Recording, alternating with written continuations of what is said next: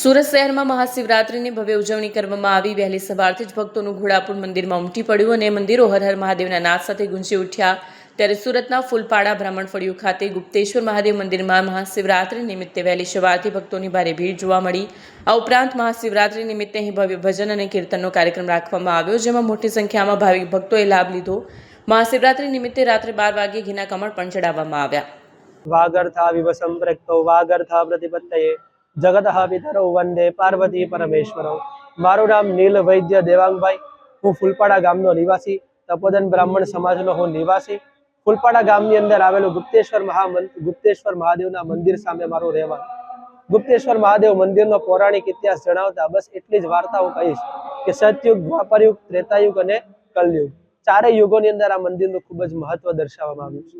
કહેવામાં આવે છે કે જ્યારે બ્રહ્માજી વેદ મંત્રોના સ્વરોનું ઉચ્ચારણ કરી રહ્યા હતા, એ સમયે તેમના મુખમાંથી મંત્રોનું ખોટું ઉચ્ચારણ થયું, જેના આક્રોશમાં, જેના ક્રોધમાં આવીને ભગવાન શિવજીએ ત્રિશુલ વડે ભગવાનનું પાંચમું મુખ, જે ઉર્ધ્વ તરફનું એટલે કે ઉપરની તરફનું છે, તે કાપી નાખ્યું, તેનો નાશ કર્યો। અને એ મુખ જ્યાં અત્યારે જમીન પર પડ્યું એ છે પુષ્કર।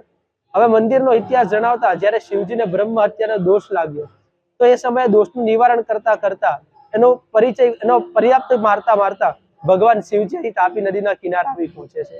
તે તાપી નદીમાં સ્નાન કરે છે અને આ પાપમાંથી મુક્ત થાય છે। જ્યારે પાપમાંથી મુક્ત થઈને પુનઃ સ્વર્ગ તરફ, કેદારનાથ તરફ, હિમાલય તરફ પ્રયાણ કરે છે, તે સમયે મા તાપી એમને પ્રશ્ન કરે છે કે મહાદેવજી, મેં તમારા પાપનું નિવારણ કર્યું છે, તો તમે મને શું વરદાન આપશો? ભગવાન શિવજી એમને વરદાન આપે છે કે જે સમયે જે કોઈ પણ વ્યક્તિ તારા જળથી જો મારો અભિષેક કરશે, તેને હું દરેક પાપમાંથી મુક્ત કરીશ। તો ત્યારથી આજ દિન સુધી ભગવાન અહીં ગુપ્ત રીતે નિવાસ કરે છે અને એમની ઉપર તાપીના જળથી જે કોઈ પણ અભિષેક કરે છે તેને ભગવાન પાપમાંથી મુક્ત કરે છે। આજનો મહાશિવરાત્રીનો પર્વ દર્શાવતા હું તમને એટલું જ કહીશ કે એ પ્રેમનું પ્રતીક છે।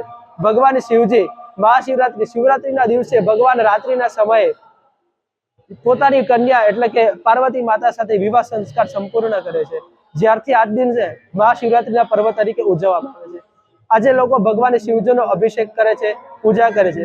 ગુપ્તેશ્વર મહાદેવના મંદિરે પણ સવારે 5 વાગ્યાથી લઈને બીજા દિવસે સવારે 5 વાગ્યા સુધી અહીં અભિષેક, પૂજા ઇત્યાદિ કાર્ય થઈ શકે છે। પ્રહર પૂજા પણ થાય છે, રુદ્રાભિષેક પણ થાય છે। ભગવાનના પ્રાંગણના, મંદિરના પ્રાંગણમાં ભજનનો કાર્યક્રમ કરવામાં આવે છે, જેમાં મહાદેવજી, હનુમાન દાદા, રામ ભગવાન વગેરેના વિવિધ ભગવાનોના પૂજનો કરે છે, વિવિધોના ભજનો ગાય છે અને અત્યંત આ પ્રકૃતિને સંપૂર્ણપણે ભજનમય કરી દે છે।